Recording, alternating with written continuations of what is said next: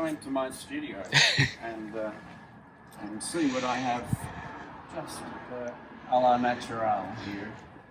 There's no preparation that's been done, and but what I wanted to do here, in a sense, is to look at the wall that I have as one for inspiration, favourites, and little quotations that give me a kick when I need a kick. And so right from the corner here, there's sort of history going through.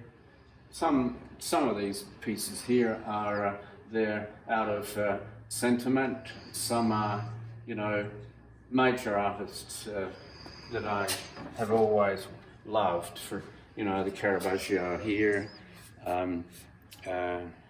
Beckmann there, and right to the right of it we have miscellaneous Francis Bacon, and then a long Chinese painting by a contemporary Chinese artist who I admire, and so they take their place and form a kind of pastiche of background influences and noises that come to me, and fill my motivation. Some of them go to this little work here, which is it's a riot that happened in the Japanese Parliament, which is simultaneously serious, of course, but hilarious that people would carry on in that way.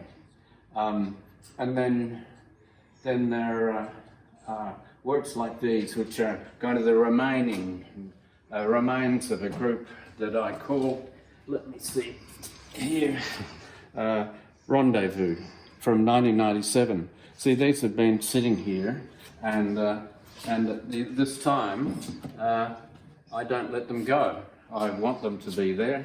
They're a lonely figure in a dystopian landscape, and I think that kind of thing will always be in my work, but they sit within, let's call it, I don't like this word, but an abstracted ground, a ground which is, in a sense, forms a kind of urban patterning that the figure is getting lost in.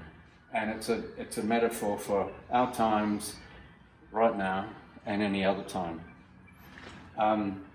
I did want to show, give you a quick version of a piece that I made for the Singapore Art Fair, which Brenda May from Mayspace, if I could only open this, was able to show, which was, I thought was a brilliant hanging, hard work on her part.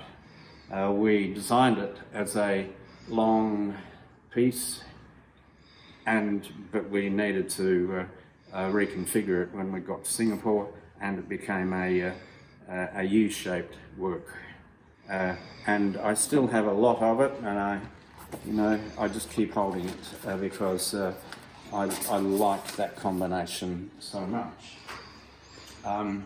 As you can see, we have been photographing, and there's an odd work or two still wrapped here after a photo session, and they cover various periods, but although they're from various times, I think there is a through line there,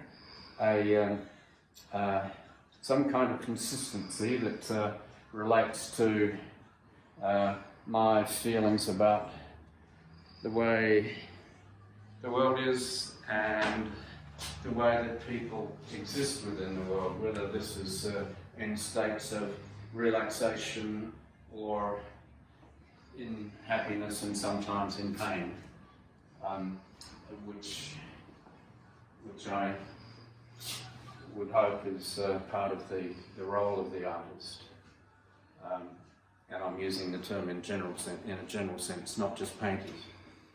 But you see here on the floor, we didn't set this up in any way. These are works that I made after spending quite a bit of time in Los Angeles, and you can see that there's a sky shot here looking down on Los Angeles, and then I have given detail to a roadway with cars slamming along those massive LA highways in that flattened landscape, which in many ways fights to environmentally survive there. Now, what more can I say? I really enjoy working with found materials. I don't know whether you can see this picture up top here. These are little clipped together playmats, but of figures in the street, and these just clip together. And I enjoy going sideways with what I make, and by sideways I mean picking up things that I feel are iconic in our times, let me see, that somehow are emblematic of what